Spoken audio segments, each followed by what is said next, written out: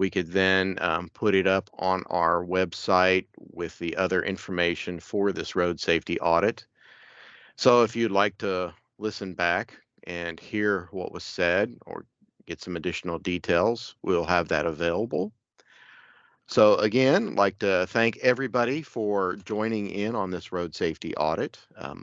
This is specifically looking at South Street between Sagamore Parkway and I-65, specifically the northbound ramps. My name is Doug Pode. I'm a senior transportation planner with the Area Plan Commission. And wow, we do have a lot of people here. So again, thank you. I'm trying to figure out how the best way to kind of introduce everybody. So,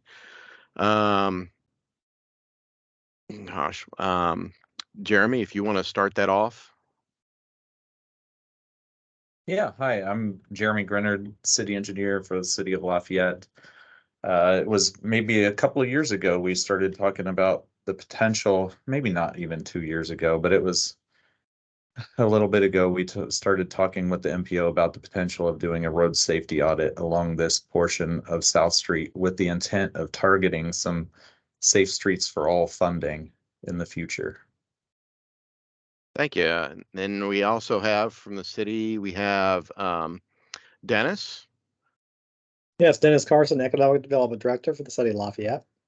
And then I'm trying to look quickly at the list here. Dave Oh my. Murphy, Assistant City Engineer. Thank you, Dave. Yep. And then who else from the city is with us? Nick Standiford, Traffic Operations Director for the City of Lafayette. Thank you.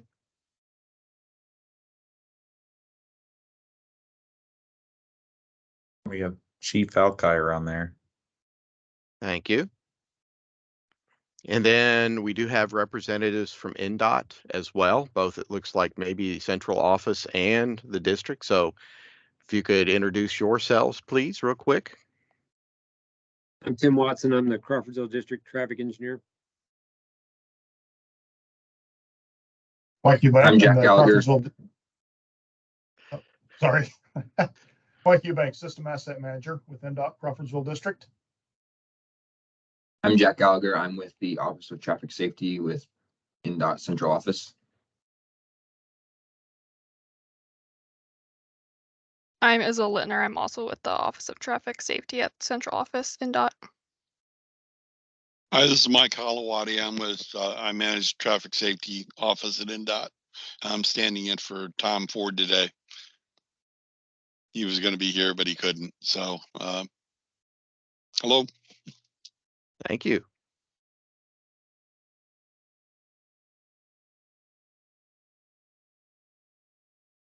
Hey, then we also, it looks like we have some representatives from City Bus as well. So if you could introduce yourself.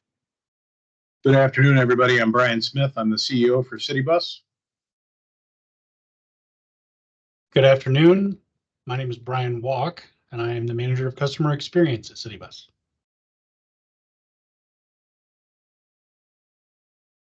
And then we also have Laura from LTAP. Hi, Laura Slusher, Indiana LTAP, Local Technical Assistance Program at Purdue. And we also have representatives from Purdue University.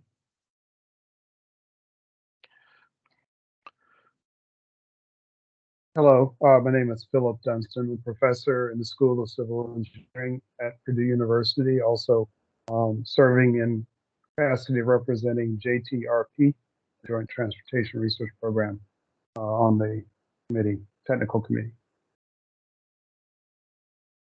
Okay. Well, again, looks like we have a good selection of people from the local area here and then from also Indianapolis and Crawfordsville. Again, thank you for joining in on this. And this is great. It's exciting in that we have this large group of people from different agencies, different types of jobs, in that this is specifically what we are looking for, is because all of you have a very unique understanding of experiences, observations that actually will make this road safety audit a tremendous success. And that's what we're looking for. So again, thank you for doing this.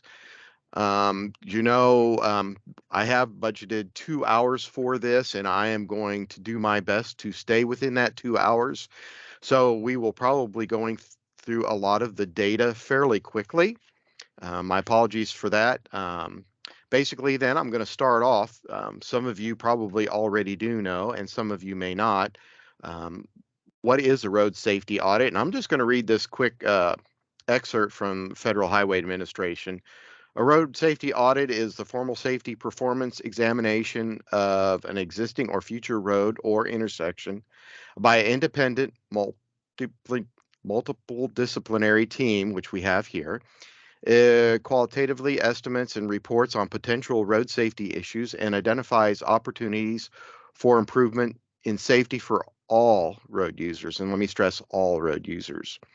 The aim of an RSA, so another acronym, so now hopefully you're familiar with that one, is to answer the following questions. What elements of the road may present a safety concern, to what extent, to which road users, and under what circumstances? And then what opportunities exist to eliminate or mitigate identified safety concerns? And that's our point here in terms of this initial meeting, is that we are going to identify safety concerns. So as Jeremy pointed out, this came about through a discussion between the city and us, in that we're now finally to the point where we're actually doing the first big meeting. And usually road safety audits are held during one day or one afternoon, where we meet, look at the area, and then have a follow-up meeting and discuss and identify short, middle, and long-range projects. This is somewhat unique in that this is such a large corridor with large data. We're breaking it up into 3 separate meetings. The most exciting one, I think, it will be the middle part, the actual field visit, which we have already scheduled in 2 weeks, which we will actually go out and walk walk the corridor. But basically today the goals are looking at the safety concerns, and this is where we want to get your experiences, observations, impressions, and concerns. And we're going to do this through a fun exercise that I hope goes well. We already tested this.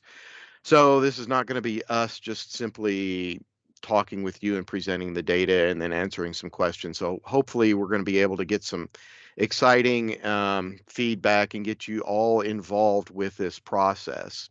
So basically, I'm going to start jumping into this, and then Tim is going to be my assistant in terms of bringing up different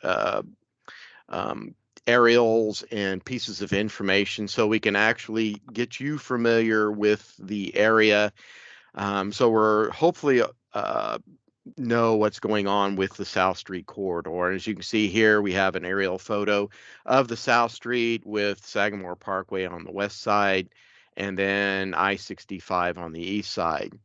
And Tim, if you could go to the Sagamore Parkway West aerial, please. And by the way, all this information is located on our website. So if you wanted to look at it at some point later on, you can do so. This aerial here shows South Street, the western part of it between Sagamore Parkway and Creasy Lane. As you can see, I have different distances here. We do have traffic signal symbols that show exactly where the traffic signals are located and distances. These distances are from the center to center of the intersection. So while, for example, one of them specific area shows 490 feet, that's between the center of the intersection to the center. So as you can see with the location of the signals, we have some good spacing and some not. We do have a number of different driveways along here. Those are basically tried to point those out with the red circles. But you can see here we have, of course, the signal at Sagamore Parkway, and then we have another one at the post office, and then going further, we have one at Farabee Drive, basically at 36th Street, then also Shenandoah, and then Executive Drive, and then the next traffic signal is Creasy Lane. If you could go to the next one, please. The east. This is a similar setup in terms of traffic signals. And again, driveways, you can see Creasy Lane to the west, and you can see the interstate to the east. The distance between the Creasy Lane intersection and the Eastland Drive is roughly 1,500 feet center to center. And then we have really two quick signals that are close together following going to the east at Farrington, and then also Park East. And then going further to the east, after Park East, you have, the basically at Red Cloud Trail, and then you get to the interstate, both the southbound ramps and the onbound ramps. So kind of give you an idea of the separation of the traffic signals and driveways. Tim, if you could go to the traffic count map next. And again, if you have any questions, please feel free to jump in. It should be a different map or a different PDF.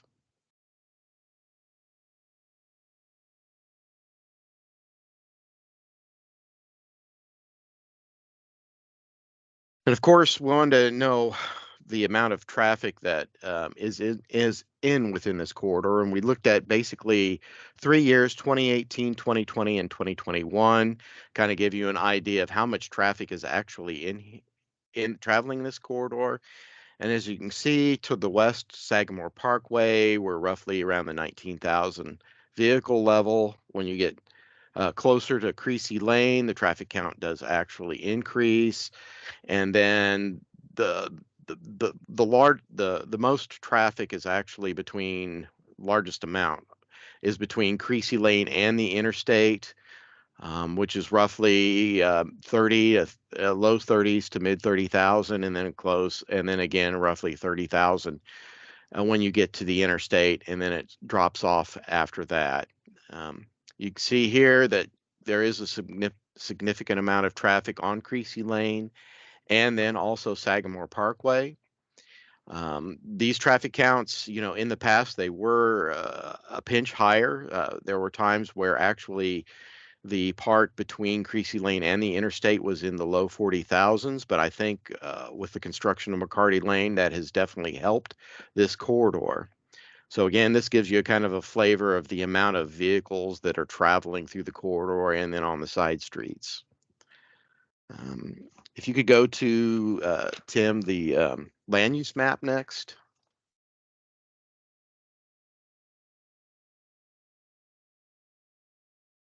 Or zoning. Again, looking at this area, if you're familiar with what land uses are around the corridor, for the most part, this is all related to highway business, general business. Throughout the entire corridor, there are some pieces of residential. Kind of interesting that the post office is zoned residential, but then the oldest one of a very old subdivision, looking at the location west of Creasy Lane. It's rather interesting. That subdivision has been there for so long that if I remember correctly, all the homes there are still on septic systems. But otherwise, if you look at this, we do have a little bit of industry located, Caterpillar, and then around that area. So a lot of these land uses around this are geared towards general business or highway business, and whatnot. So thank you for doing that. One thing we did do is put together a crash heat map. And this was a pretty interesting exercise that we wanted to do to show you, give you a flavor of the crashes in comparison. And if you look at the entire corridor, boy, the number one location, of course, not surprising, is Creasy Lane right there at South Street. That was the intersection that had the largest number of crashes. And then you can see the areas to the east and west that are gray and then kind of blued out. So just kind of give you another perspective of crashes. And then let's actually go, Tim, to the actual crash tables. So we did a lot of analysis with the crashes. And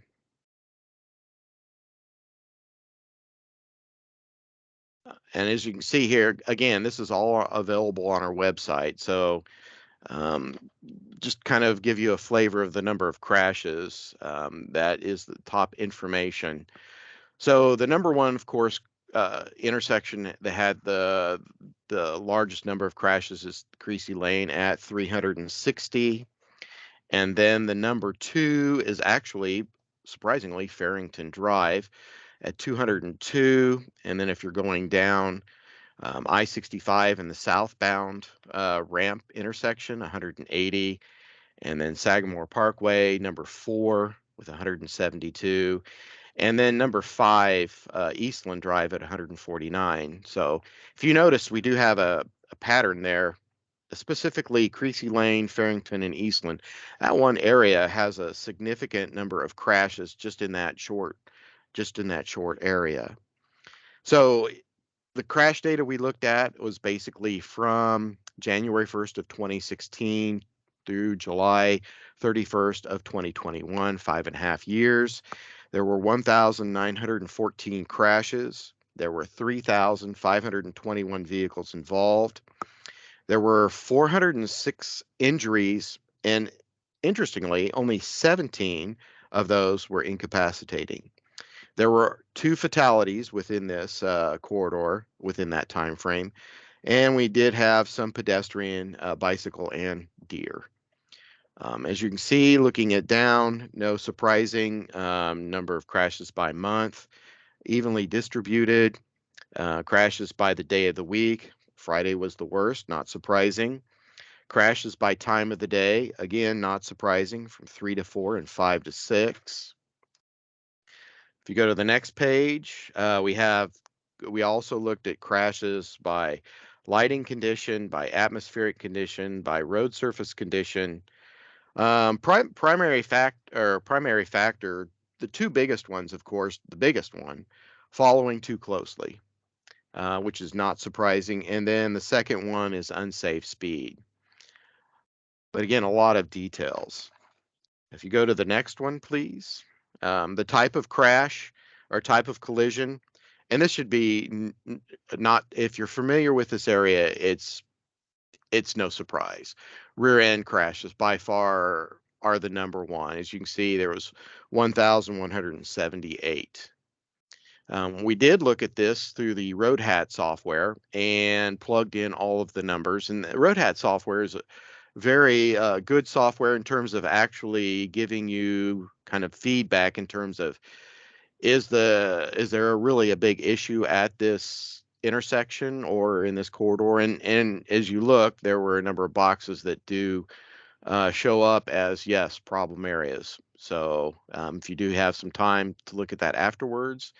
Again, this has a lot of information. I'm trying to get through here fairly quick so we can jump into the exercises. We do have information regarding the 2 fatalities. Basically, there was only the 2. One was Saturday in the morning at 2:27 a.m. The other one was Saturday in the late morning. And then also the incapacitating injuries. Kind of interesting, I wanted to point out on the right, the type of vehicle. You know, we do have some that there was one with bicycle, pedestrian, a couple mopeds, and then motorcycles. Going to the next page, we do have a breakdown regarding pedestrians and bicycles. For pedestrians, if you look, 3 of the 4, they were the conditions, weather conditions were rain. And then the surface condition was wet. So it looked like weather did play a factor in that. And then for the one piece of information that I think everybody might key on is the next table, high incident crash locations in the corridor.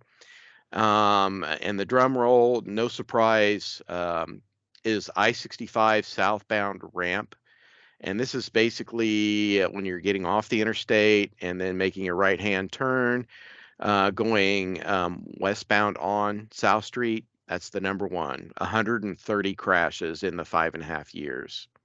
And you're looking down, basically all of these, or most of them by far, are rear end crashes. So again, interesting information how we broke it out. And hopefully at some point you have time to actually look at this. Now we're going to actually jump into the next section, which we're going to be breaking this out. If you could bring the collision diagrams out. This is where we're going to have doing our exercises here. And this is where we're going to get your feedback. We took all of this data and actually put together these collision diagrams to kind of give you a picture, a perspective of what's happening at these intersections. So I'll run through these real quick, and then if you want to see or have any questions, see them again, we'll go back to them. And then once we're going to break this up into 3 sections. The first section is looking at the crashes from Sagamore Parkway to just west of Creasy Lane. Once we get through the actually collision diagrams, we're going to have our first opportunity to actually get your feedback, and we're going to do it with Post-it notes. So I'm excited that we're getting to this point. Looking at this intersection here, you can see that there are a considerable number. There are 172 crashes. I'd like to point out that if you look at it in detail, the number one crash in terms of 43 were located just east of the intersection, rear end crashes. And then you also notice that the next 3 actually were rear end crashes. One was 19 heading southbound, one was 16 going northbound, and then 13 going eastbound. There were several crashes that did have bicycles, and there was one incapacitating injury at this location. As you can see, that was basically a right angle collision. There were also some crashes that were located in regards to the driveways, and this crash diagram does take into account, it does include those crashes that were involved because earlier in this period there was construction on Sagamore Parkways. So you see some of those crashes related to that. Okay, going on to the next one that we put together. This is actually at Hammond Street. There basically is just a stop sign, no traffic signal. But what I like to point out at this one is that while there are not that many crashes going westbound, there are crashes. There are 7 specifically rear ends that are waiting to get through or waiting for the traffic signal. And then when you get further into or further east, you have 6 that are in the same situation. And then you have 5 that are basically east of the railroad tracks. So what we're seeing here is that traffic is backing up, and which is related to actually the Sagamore Parkway intersection. But only 27 crashes at this location. So going on to the next one, we do have another incapacitating injury at this intersection. And again, I'd like to point out there are only 58 crashes, only 58. But if you look at the numbers, there are a significant number of rear end crashes, basically going or heading both directions and in and out of the intersection. So another interesting fact is that we're seeing rear end crashes actually going out of the intersection. Next one, please.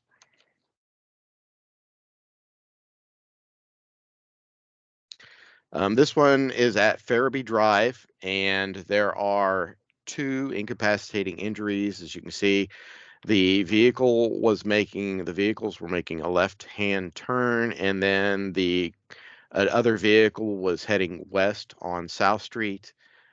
But looking at the numbers, you again see rear end crashes. with actually 23 rear end crashes heading towards, heading north on Farabee Drive, 22 heading east, west of the intersection, 19 heading west, east of the intersection. And you do again see a number of rear end crashes that are on the outbound going east and west. And I'd like to point out that there are some crashes here that, yes, are caused by running into the barrier. Going on to 36th Street.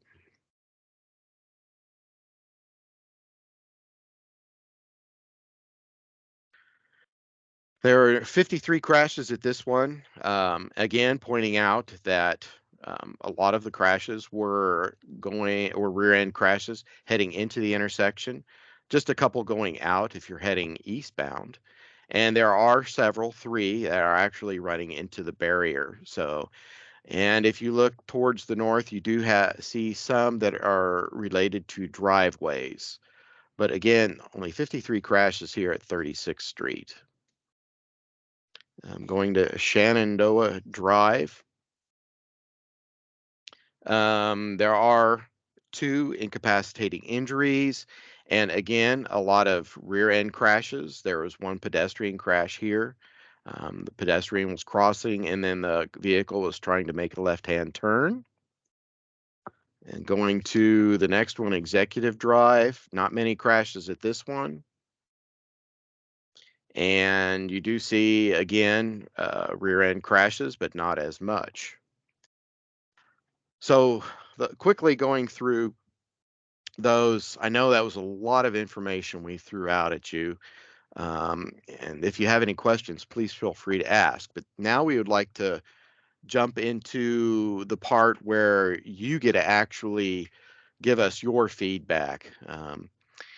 We are going to go, and I'm going to turn this over to Aria in a second here, but we're going to bring up and actually put up Post-it notes so that where we can actually go in and you can then write down your experiences, your observations, your impressions, your concerns, what you have seen fairly quickly, that albeit on each of these little Post-it notes. You can write everything on one or take up individual ones, but we're going to put it in the Sagamore West or the Safety West column, because this is where we want to get from you, basically what we're asking for. And this is going to help us identify the areas of safety concerns.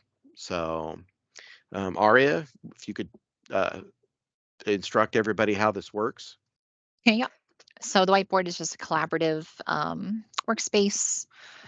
If you look at the top bar of this, the white bar on the right side, there's the gear for the settings menu. If you'd like, you may check collaborative cursors there. And that'll let you see everyone's cursor where they're moving around, kind of a fun feature. And everybody should have the ability to click on these little Post-it notes and type whatever you want. Aria, Mhm. I don't see that. yeah, we don't. You're not either. seeing the whiteboard at all? Got a note that says this organization only allows members to participate. Interesting. And I'm seeing it appears to still be trying to load.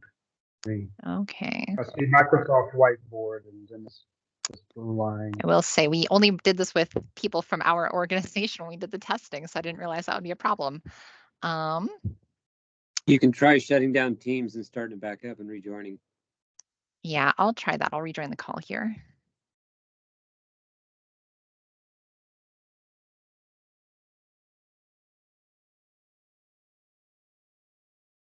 Well, I apologize for that. We did a test run and it seemed like everything was working when we did it. We actually had a fairly fun time with different questions. All right, I am back in here. It is now working for me at City Bus. Oh, great. Thank you for the suggestion, turning it off and on again. It's the Microsoft solution. Never fails. All Yeah, else so fails, anyway, you should be able reboot. to click on these Post-it notes, and if you're having trouble seeing where we are, you can zoom in and out with the scroll wheel. And anybody can click and edit a post. It'll be starting on the Safety West column here. Only one person will be able to edit a post-it at a time. If somebody is editing, you should see like a little icon or something on the post-it showing it's kind of in use already. So hopefully everyone can see here. Good, good. Comments, questions, concerns? You're muted, Doug.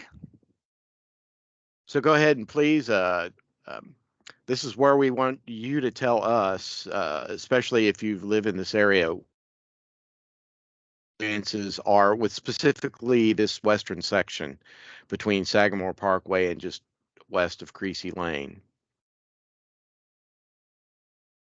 I mean, do you see issues with like running into the barriers? I mean, looking at the data, did something jump out at you, like rear end crashes? Can I ask what time the factory there, or Caterpillar, I don't know how you would describe it, gets in and out, like there? And did you see anything related to that in the data? In terms of when shifts change, I did not look specifically at the crashes to see if there was any correlation between them, but that's something that you could note here and then we can look at. And then another question. I know you had ridership, bus ridership. Do you have any volumes for pedestrians, cyclists, anything like that? I see them out there, but I don't know if you have any, if you've done any volume counts that include pedestrians at any of these locations. Unfortunately, we have not. That would be really great to do, but at this time we did not have anything set up to actually record the number of pedestrians or cyclists that either walk or ride through this corridor. So I see we're. I do think, Laura, that one of the big shifts gets out at 3 p.m. in the afternoon. So I think that's the one that probably would have the most impact on traffic.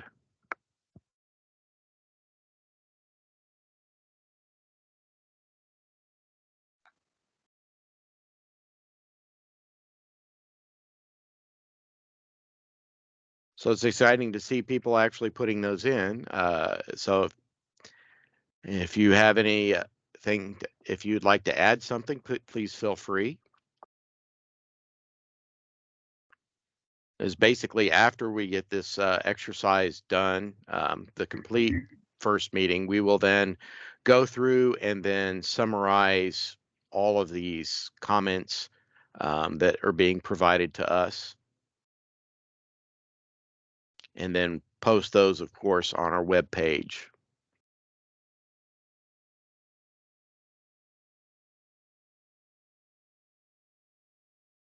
And is that rail crossing, is that an active crossing? It is my understanding that it is still active. Has anyone ever seen a train there? I'm curious. The trains tend to run at night. Oh, okay, that would make sense. I used to live about a couple miles from here, and you could hear the trains honking at night.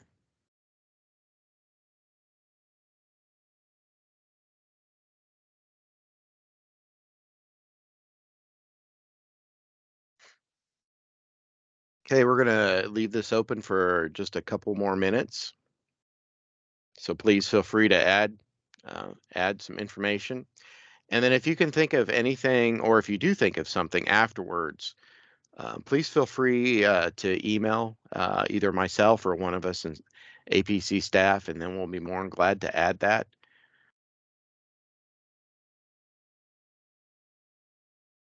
Because the more Post-it notes we get with all of your comments, it will help us then with the exercise in terms of the final meeting where we'll actually sit down with all of these and then identify, both short, mid, and long range projects to basically address all of these concerns.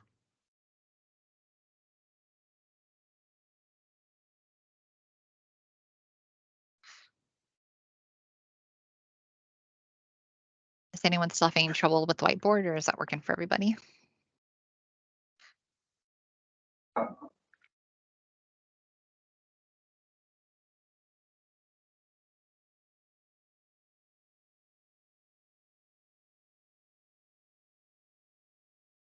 It was slightly glitchy when I tried to do one, but just being persistent, was able to leave a note. Okay, I'm going to go ahead and go on to Creasy Lane. And again, if you can think of something else to add, we will open this up to other areas and you can add those as well. So if we could actually then go back to the screens and show the collision diagram for Creasy Lane. And since this is a large intersection, we decided to just break this out specifically.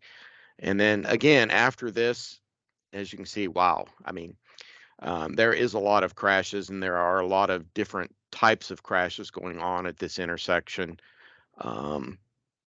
And I'm going to briefly try to go over those. Of course, if you see that there are 360 total crashes, 3 incapacitating injuries, and you can see those 3. One was actually a pedestrian at the basically northeast corner of the intersection.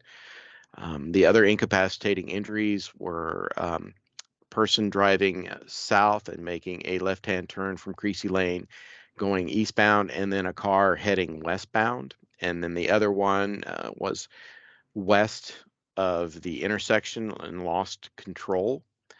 But the one I really want to point out the type of crash is if you look at the eastbound traffic west of the intersection, you will see the number of rear end crashes, 97, a lot.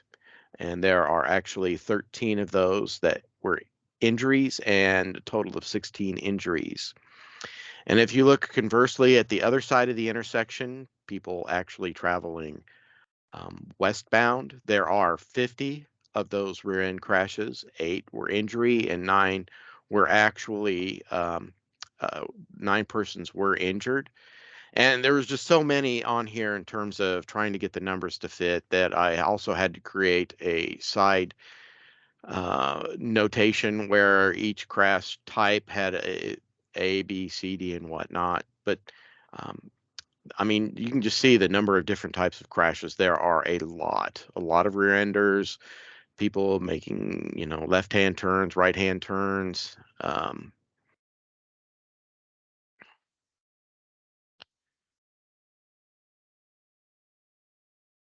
Doug, do you know Yeah.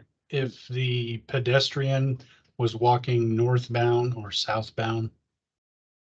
I do not remember offhand which direction the person was walking in, but we can definitely figure that out by looking back at the crash report. Yeah, it's a lot of lanes, so if they were walking northbound, they would have made it across most of the lanes, it looks like. Correct. So now that you've had this information, we're going to actually jump back to the whiteboard. And this is where we're going to get your, again, your feedback, comments, observations, experiences, just specifically on Creasy Lane. So take a 3-4 minutes to actually fill those in and give us some feedback.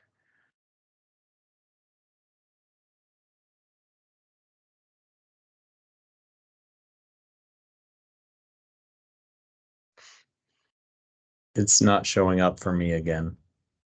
Yeah, it's doing the same thing that happened last time. We start again quickly here. One moment. Do we need to save it first? It saves automatically. It's Oh, okay. the cloud. All right, Oh. be right back. So apologies again. Ari is going to reset and get back on, so.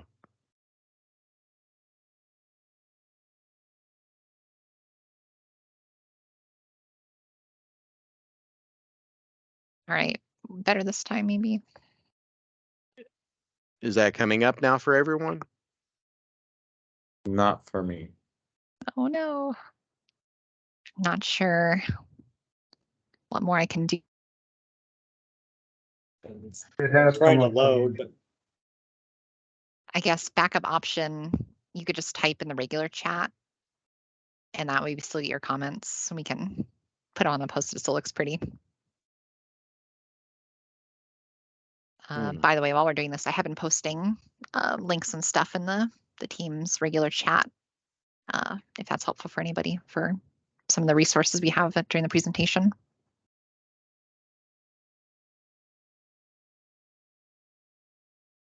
The chat is also frozen for me. Oh no. Okay, I think that's a you problem here. Yeah, maybe I need to leave and come back.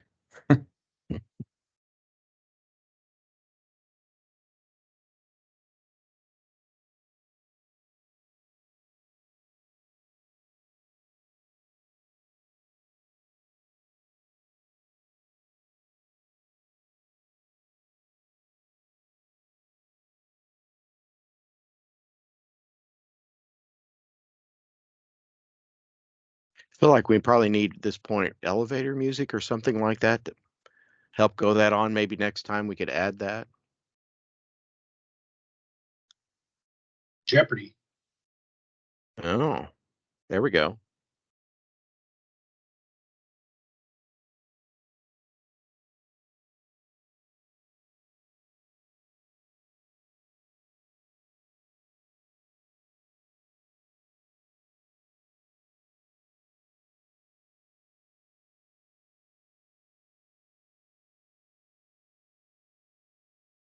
Dennis, I put your comment there in a post-it note for you. Thank you.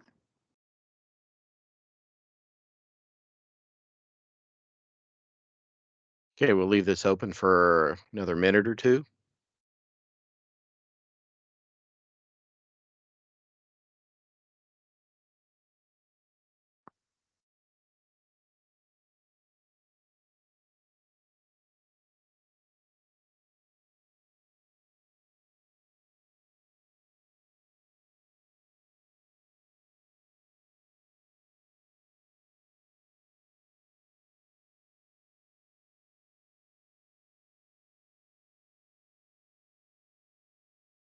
All right, I got Brian's comments there as well.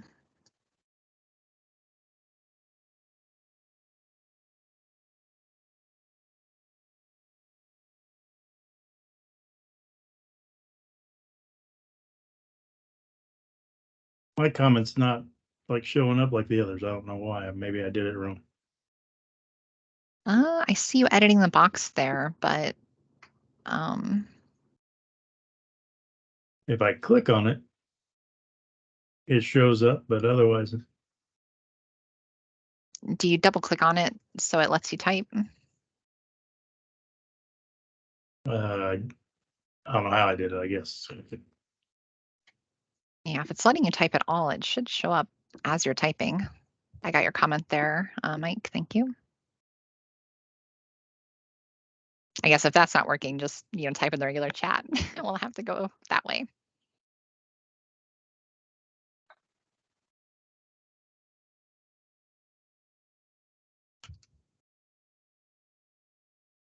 Okay, we'll keep this open for just a pinch more and finish up your comments. And again, if you are having trouble, my apologies. Fill it in with the chat and then we'll put it in.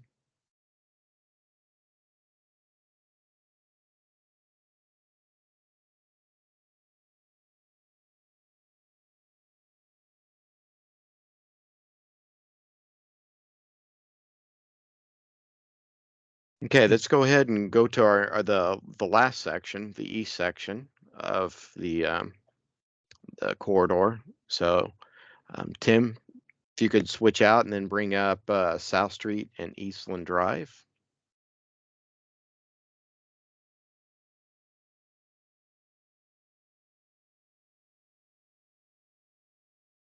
Okay, looking at the first intersection, basically east of Creasy Lane. Of course, to the south, it leads to the old subdivision. As you can see, looking at the crash information, specifically, again, one that jumps out significantly is the traffic heading eastbound that is west of the intersection, 83 rear end crashes. Likewise, heading west, you see 16 crashes just east of the intersection. But again, we see this again, looking at the outbound direction on either side. Going east, you see 16 crashes, and then west, you see 2 crashes. So we definitely see something going on here. We also see different types of crashes. Basically, yes, kind of in the intersection itself, 4 crashes are related to rear ends that actually occurred in the intersection as you were heading east. So something is definitely going on.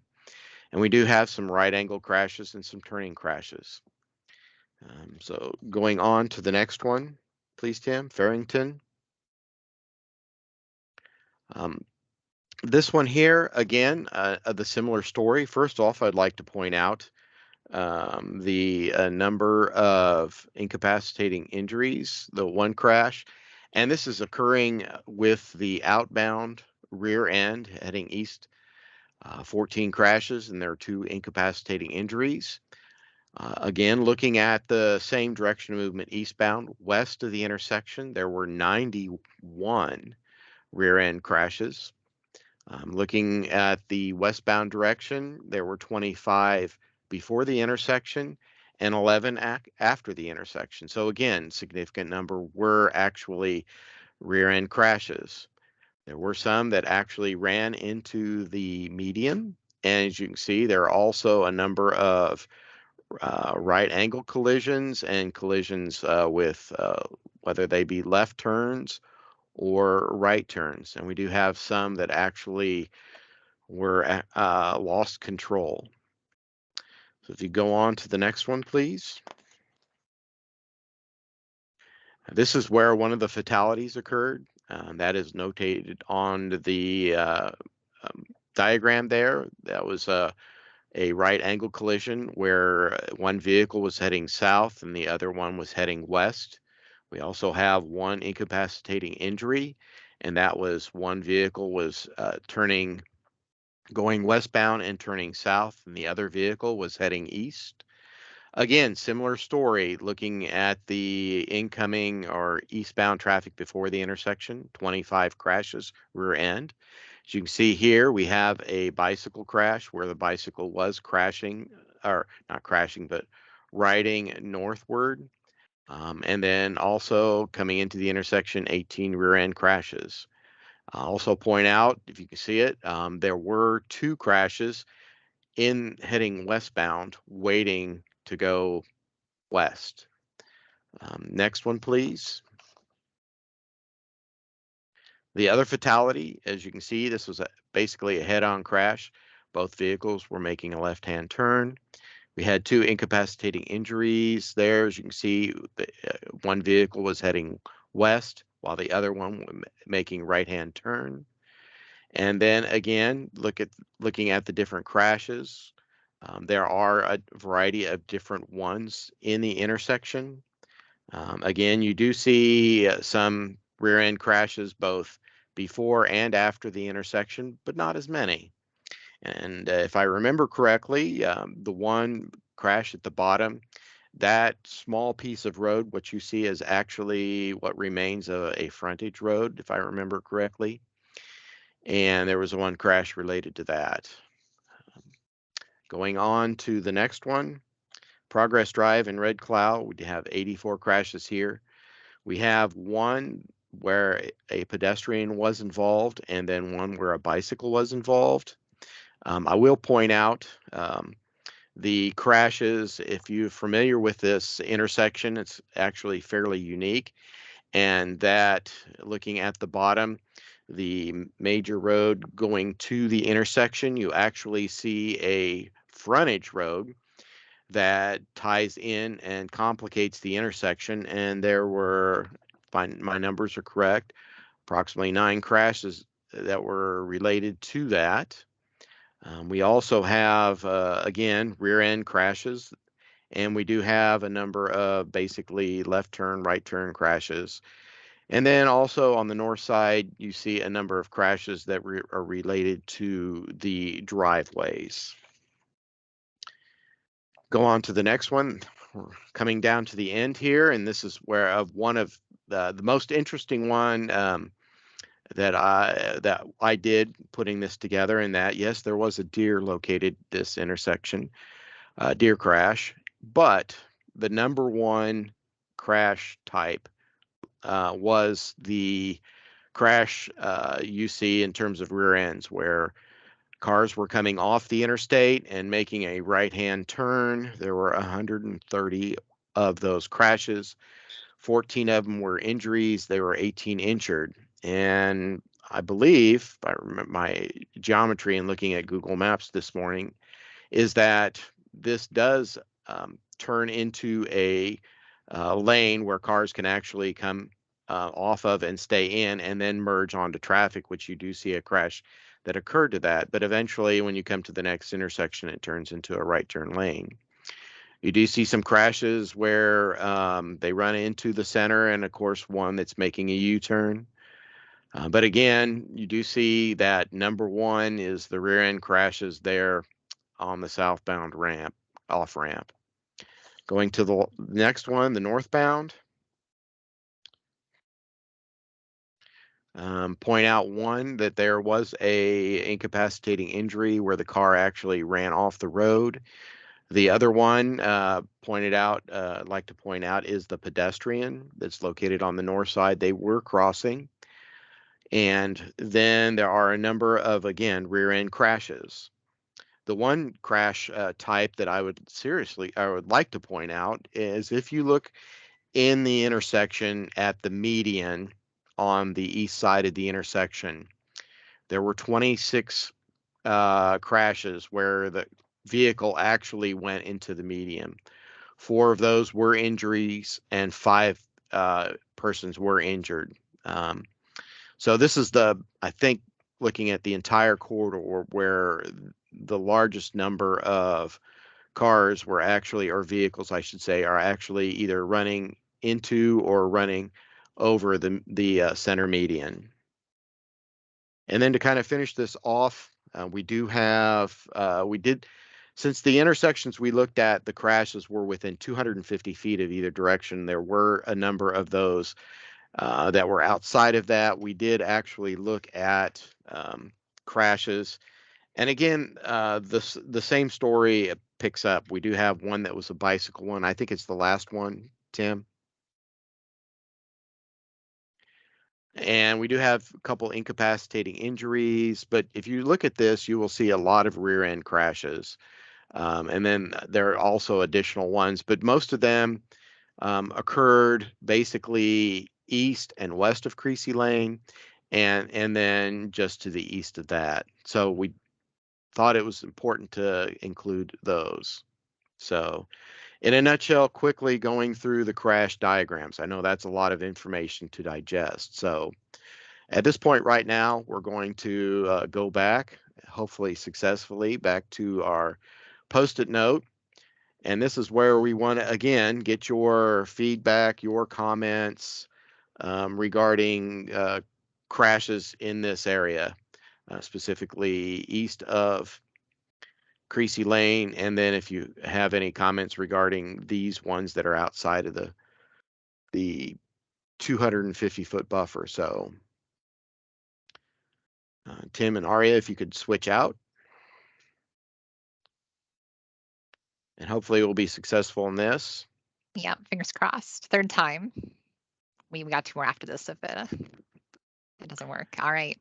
And then again, the same exercise, if you could fill in your observations, impressions, experiences, concerns about this specific area. This is where we would like to hear from you. So please fill it in.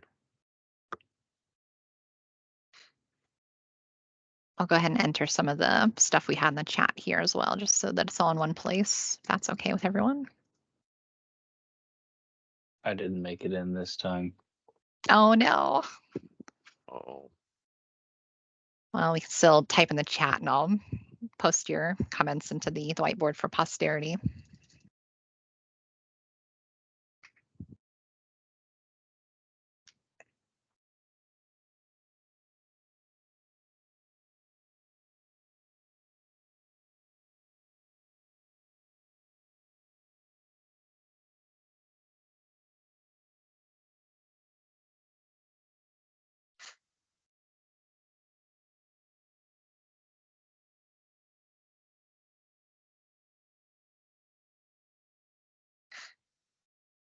All right, I got Dennis, Laura, Jeremy, and Mike's comments from before.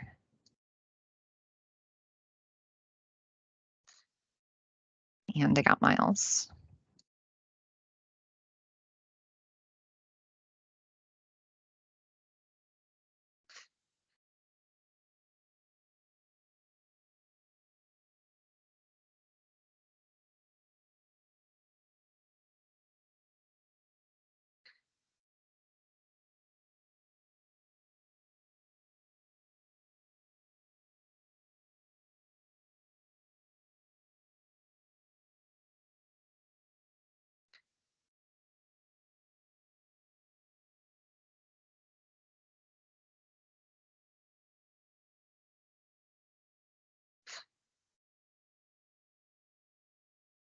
So again, please feel free to add your comments, information, questions, concerns.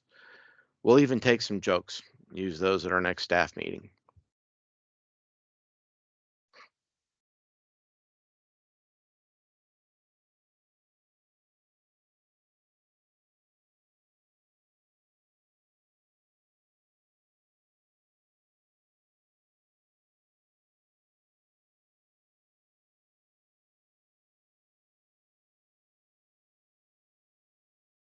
We'll keep this open for another couple minutes here, so please feel free to. I got your comment there, Tim. Thank you.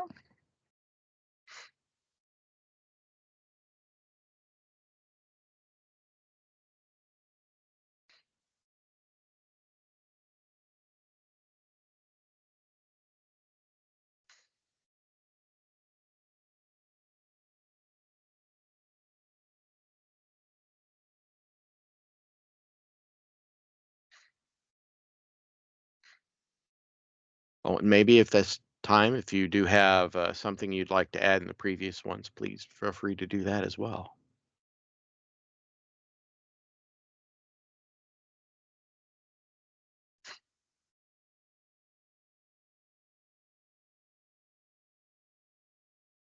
Okay, we'll keep this open for another minute.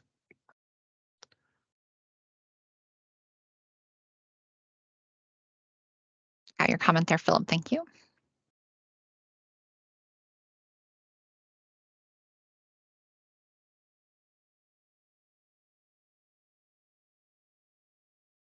I think most folks are probably done typing at this point. Okay. Okay. Well, thank you. We'll go on to the basically part 2, and this is where we're going to look at the multimodal aspect of this corridor. So, Tim and Aria, if you could switch. This time we're going to go to the actual bus stop information. Tim, if you could please pull that up.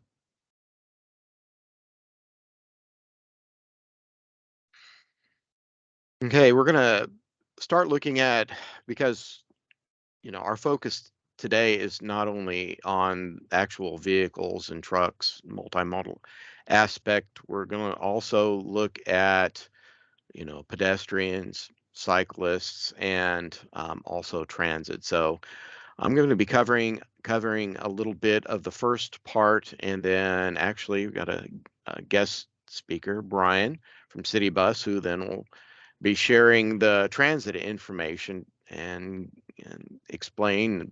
hopefully explain what is occurring in this corridor. So To begin with, I would like to point out is if you look and see on this map that the yellow lines represent the existing sidewalks. Not only you see what's existing along South Street or State Road 26, but then also trails, because the city of West Lafayette, like all of other local jurisdictions, are looking at improving trails and trail connectivity, so that people not only walking and cycling have other options. And especially in this corridor where we do have a lot of hotels and restaurants, instead of driving from your hotel to a restaurant, you can actually walk, which is a great option. Looking at the east side of the corridor, State Road 26 overall basically is a rural cross section with shoulders and then also open drainage. To the east side, if you look basically from just west of I-65 to east of I-65, sidewalks were added both north and south side of the road, and that was done in two projects. One was basically improving 26 East, and that project was let for construction in 2006. And then the improvements just to the west at the interchange and then just west of the interchange, that was let for construction in April of 2008. So between those projects, NDOT actually constructed a lengthy amount of sidewalk on both sides of the road.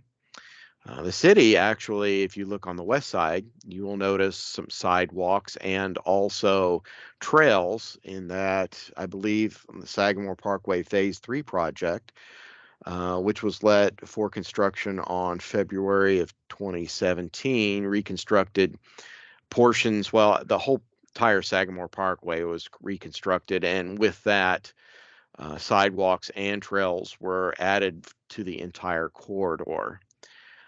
So we do have a little bit of sidewalks and trails in this corridor, but as you can see, pretty much it's still a rural configuration. And we do have some sidewalks that do actually connect to the, or actually run up to the road. So at this point, I'd like to turn this over to Brian, City Bus, and if you could review or go through the bus information regarding bus stops and routes, and then observations. Thank you, Doug. I will return the talking stick very quickly to you. So the green lines on the map indicate portions of bus routes. There's actually 3 bus routes in the corridor. The majority of the routes in the corridor are one route, Route 7, South Street, and it runs from 36th Street all the way down past the interstate. The second route that services the corridor runs north-south and crosses South Street at Creasy Lane. That's the 1A Market Square.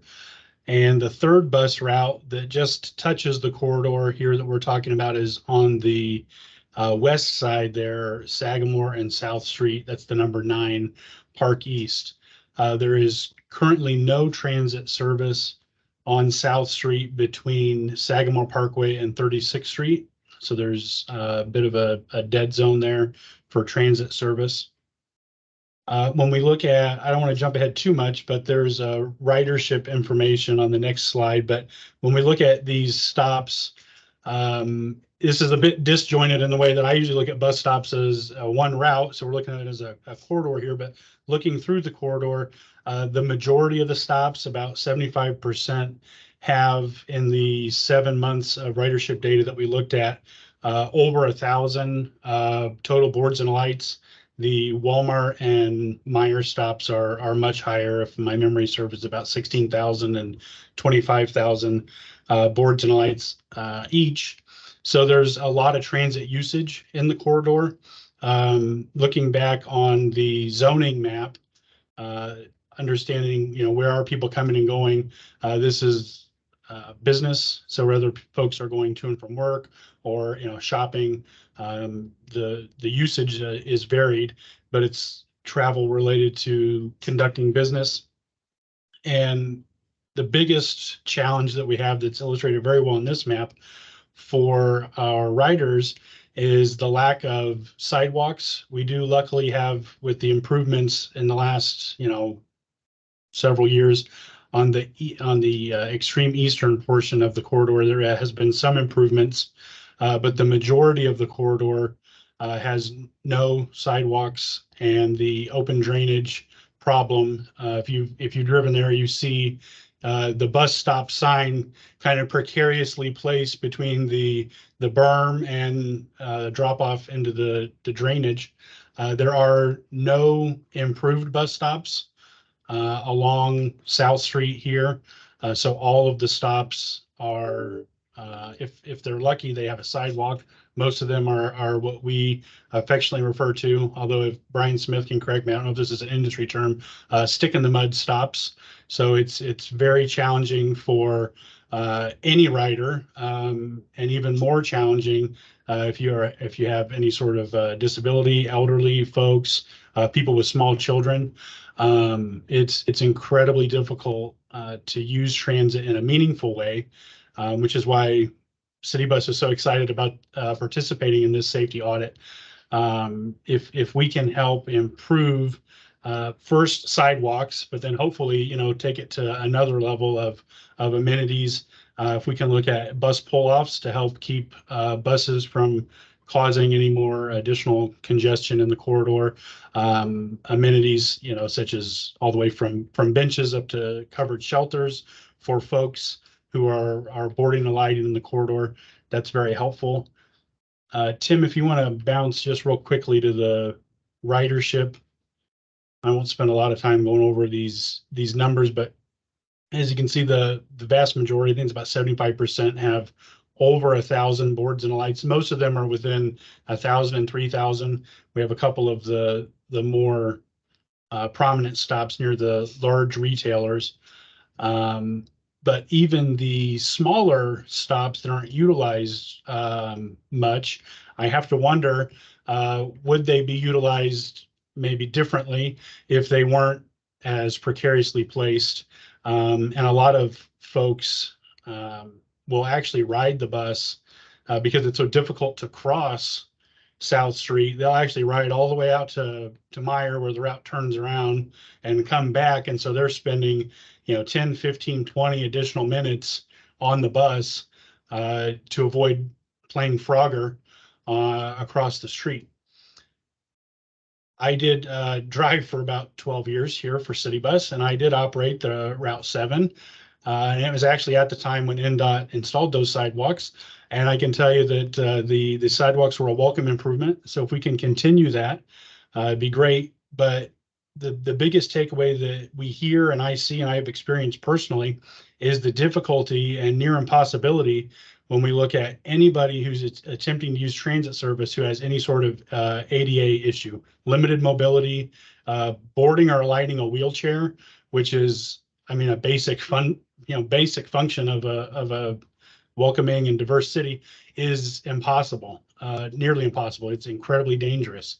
And that's, I think, the biggest thing that I'd like to highlight is having that ability for all of our residents to be able to have connectivity to businesses, jobs, opportunity, shopping, some of the most basic things that, it's incredibly important that we look at traffic flow and crash data and all that. But there's the part that I think is more difficult to see.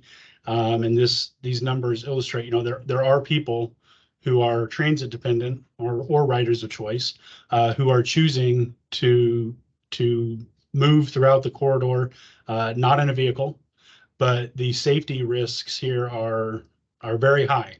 And I'm still thinking about, was that pedestrian walking northbound or southbound at Creasy Lane? My brain's kind of stuck there because I know that's where we have two routes intersect, and there's a number of bus stops in that Creasy Lane and South Street area, and not one of those stops is easy to navigate or particularly safe. And that's something that really is troubling, not only for City Bus, but I think for everybody. And I think I've made my point. I do appreciate transit being included in this and having the cooperation of the city and all the stakeholders. Happy to answer any transit specific questions anybody may have. Great. Thank you, Brian, for that.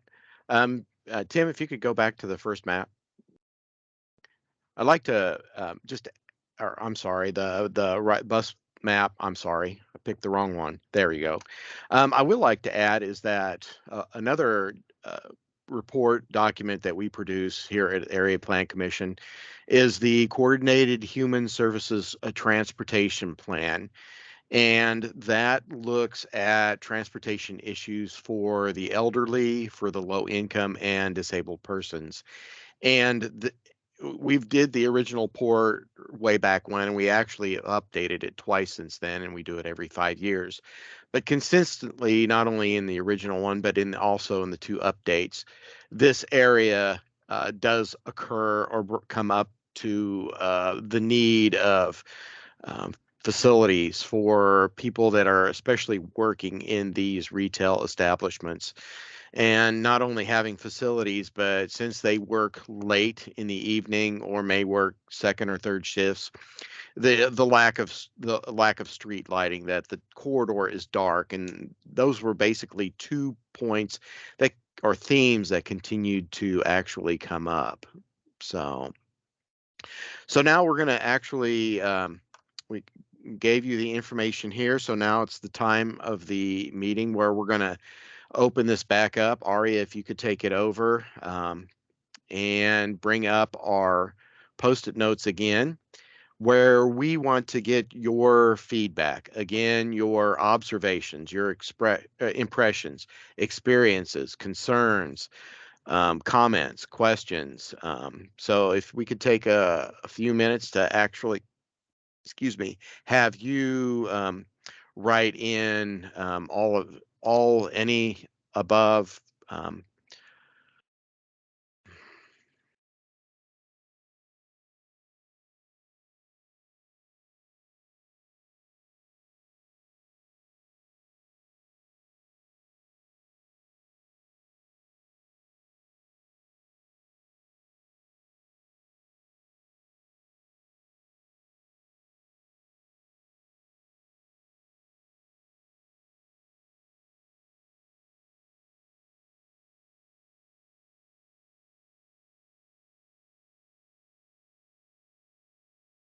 Doug, I'm not sure if we talked about it at the last time I saw you or not, but Caterpillar is pretty interested in some investment in pedestrian infrastructure and transit infrastructure in front of their location on there. And he even said that they would be willing to help pay for some of that if it's something they could see, because it's something a lot of their employees are starting to switch to. Oh, that's great. Yes, I think you did mention that. And that would be great if if be some kind of joint venture between Caterpillar and the city to actually improve maybe even just the specific area right in front. So that's great news. So if you could actually then, add that to the Post-it notes, that would be appreciative. But that's great news, having an interest from them to actually do that. Did they say any? Go ahead. I think they're also interested in trying to update some of their property to make it a little bit more walkable on site, and they want to attempt to tie it in with whatever we're planning if we were planning something. So I think it'd be good to get involved with them in the conversation. That's great. That's great news. Yeah. I think we had someone on Caterpillar on the mailing list for this project, but they couldn't make it due to time conflicts. That makes sense.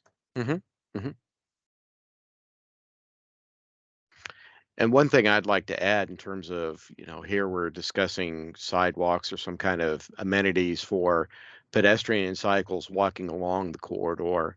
But we also need to remember the amenities that connect the sidewalks along the road to the businesses, whether they be, sidewalks. So instead of people, that, yeah, you have the ability to walk along the road, that you have a safe path to get to the business, whether it be, a restaurant, whether it be shopping, whether it be for employment. So that was one point, I believe, that was brought up in the development of, I think, the last coordinated human services plan.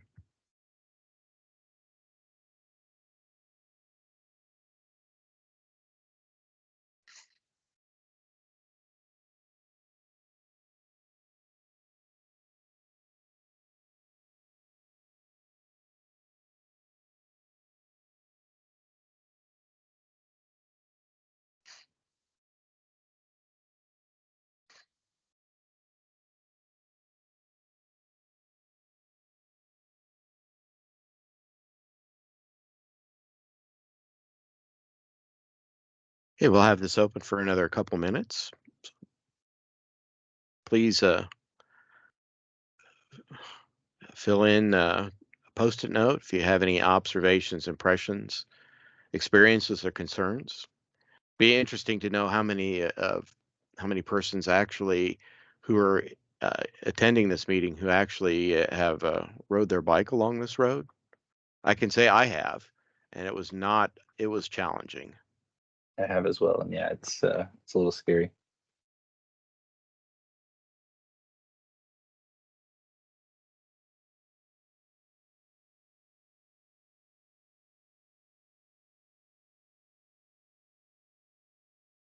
And again, if anyone can't get into the whiteboard, feel free to type in the regular chat and I will copy and paste for you.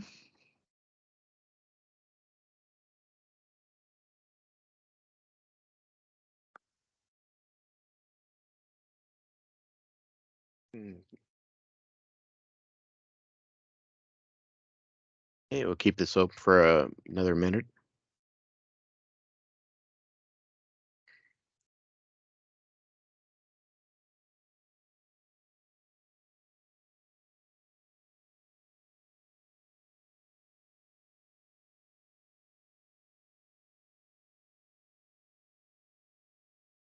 Okay. Well, some typing here.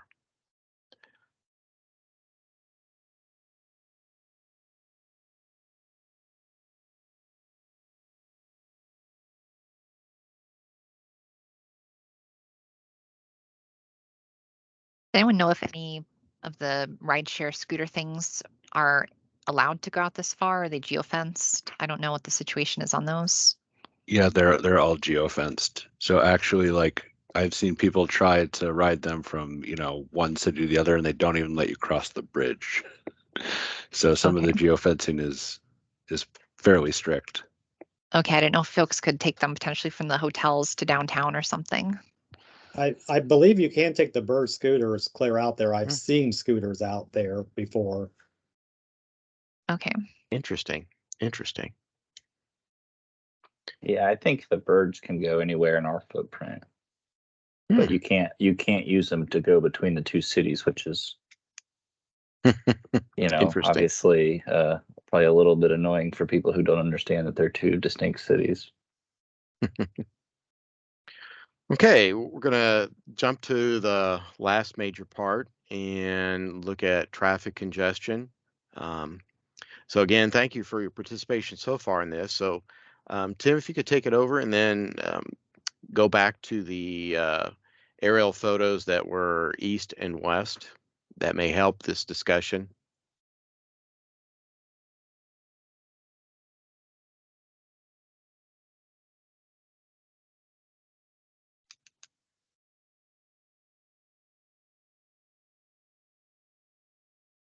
Okay, we can just leave this one up here first.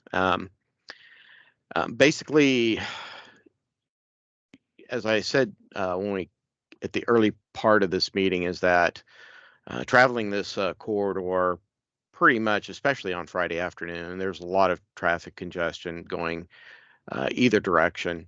And there are a number of traffic lights. You can see that the distance between them, they vary from location to location. And this is one of the most heavily traveled corridors in the area, and does experience a significant amount of congestion. Unfortunately, we don't have any traffic signal timing or whatnot to share with you, or any specific delay for these traffic signals.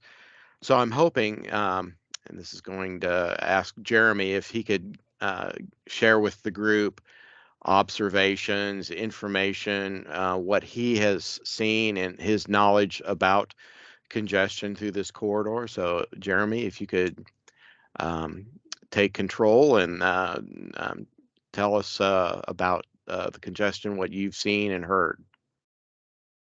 Sure. Yes.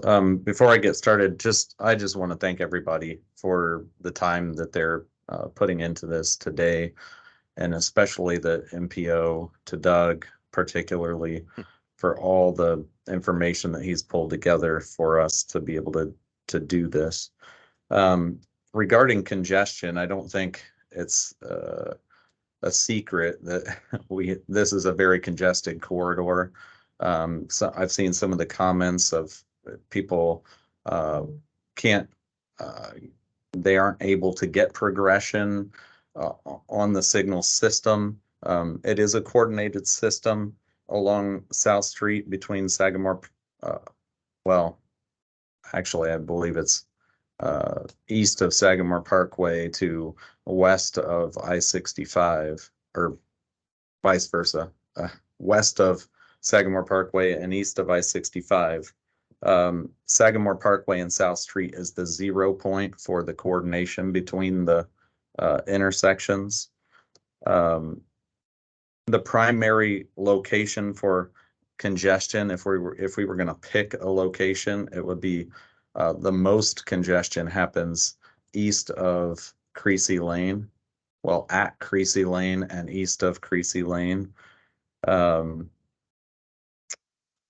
We do have the signal system is coordinated for inbound traffic in the mornings, the AM peak, and that lasts until I believe it's 2 p.m.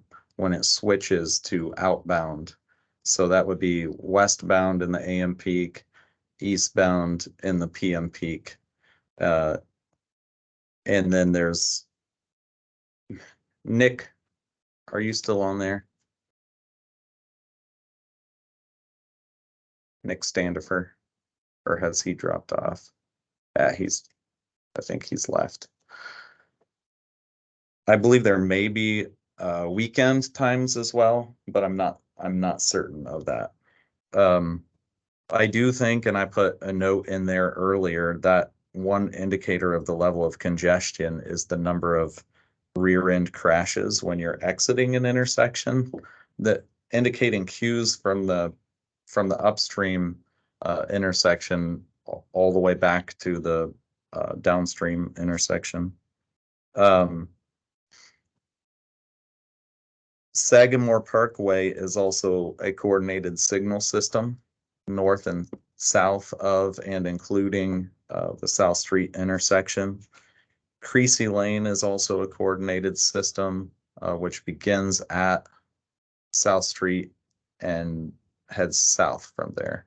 The signals to the north are not coordinated. I just wanted to bring this out, and it's been pointed out already, that because there's no pedestrian infrastructure, there's no pedestrian push buttons, there's no pedestrian signal timings included in our signal system timing plans. And so just keep in mind that once those pedestrian clearance intervals are added to the timings, that's going to introduce that much more delay and that much more congestion to the corridor. However, I was the one that put the comment last time that if there's a struggle between moving traffic and keeping pedestrians safe, I strongly feel like we need to err on the side of keeping pedestrians safe and making it a transit friendly and pedestrian friendly corridor, because the demand is absolutely there. I've seen it. So that's really all I have to discuss congestion. I'm sure everybody will have a lot of comments on this.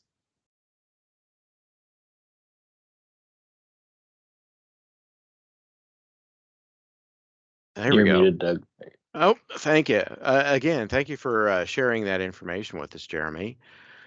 So now we're ready to go into the next part in terms of getting back to the Post-it notes. And this is the opportunity where you can share with us again your observations, your impressions, your experiences, your concerns, ideas, basically helping us to identify congestion in the entire corridor at a specific location. So please feel free and start adding, you know, your uh, your knowledge and your information. So one thing I did just want to let everyone know about is that we are working on scoping a traffic signal coordination study. We have a meeting to discuss that with INDOT personnel on Monday. So that is another thing that's in the works that should hopefully help out with that as well.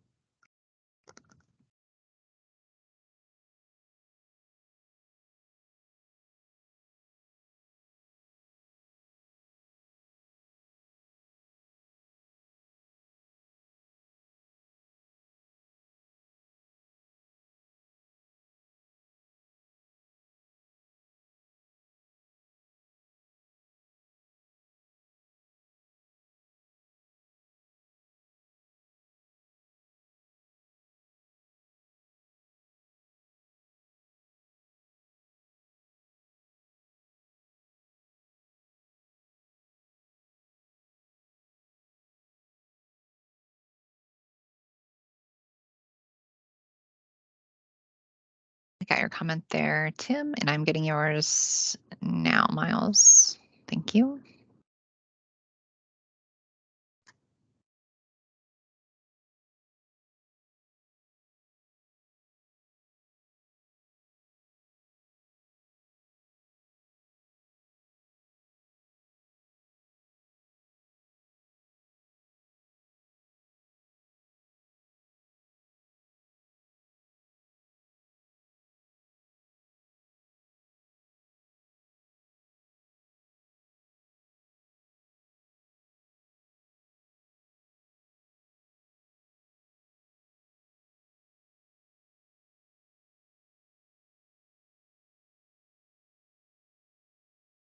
Okay, we'll leave this open for another couple minutes. Please feel free to fill in the Post-it notes.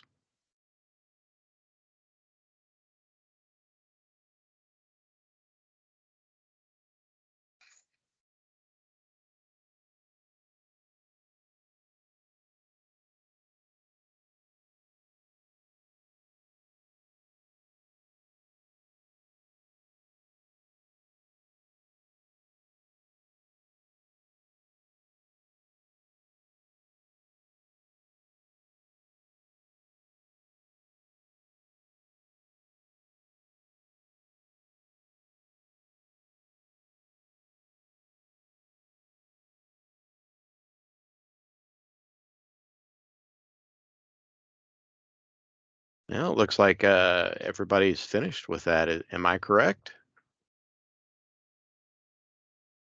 I think I see nobody else typing at this point. Oh, okay.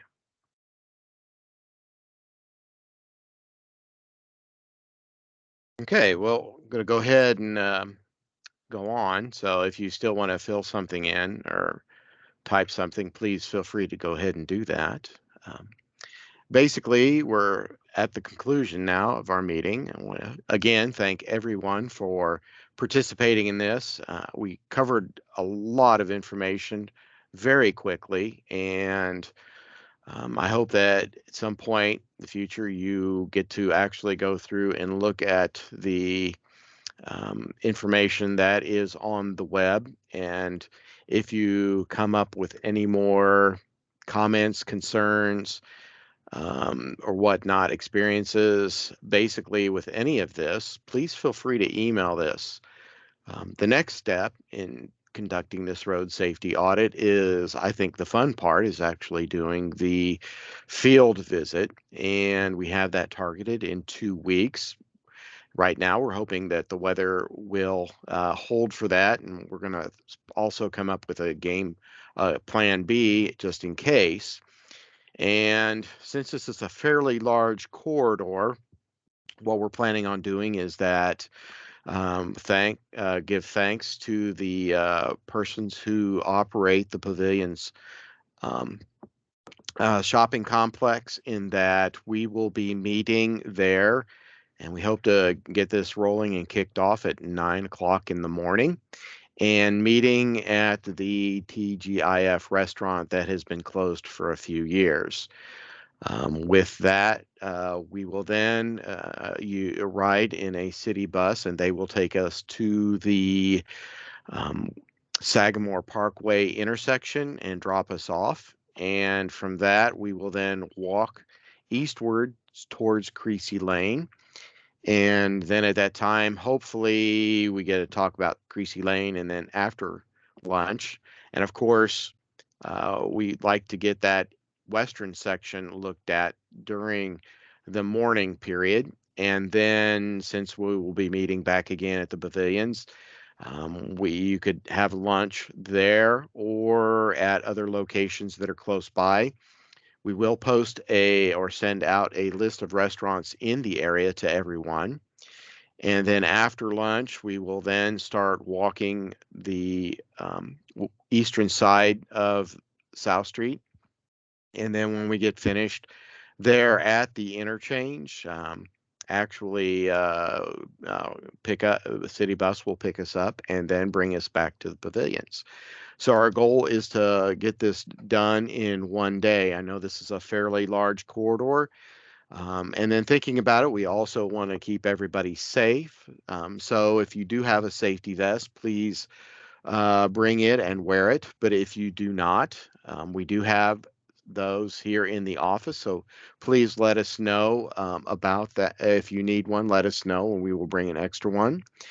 We will send out an email probably a few days before as a reminder, and get you the detailed information about it. And then finally, we're looking at having the concluding meeting, the post meeting, and it looks like everybody's schedule, the best time is the following Thursday, and we'll send out an email here in a bit, letting everyone know about that as well. So the next step is to then, of course, do the field visit, which is pretty exciting. And then once we get the post meeting completed, and hopefully at that time identify the projects, short range, medium range, long range, we will then take all of that, wrap it up in one big package, one big document, and then distribute it out and make presentations. So again, thank you for bearing with us. We threw a lot of data out at you, and we appreciate your time, and especially our speakers, and we appreciate your information, what you've shared with us, and we look forward to in 2 weeks having our field visit. Are there any comments or questions before we're signing off?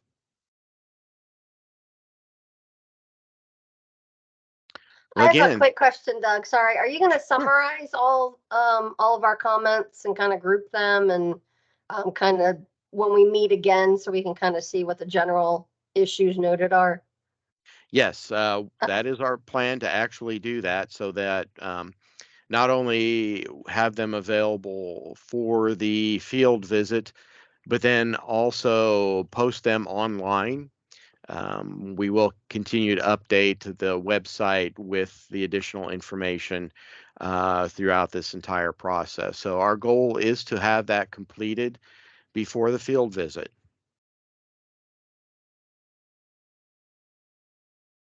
Anything else? Well, again, I'd like to thank everybody who attended. Special thanks to Brian and Jeremy for their help. And then also thank you for Tim and Aria for helping get us to where we're at and getting this. I know Teams meeting is not too exciting, but it was the easiest and the best way we figured to review this instead of having a meeting where everybody shows up. So again, thank you and wish you a good afternoon. Take care. Thanks. Thanks, Doug. Appreciate your Thank you. efforts.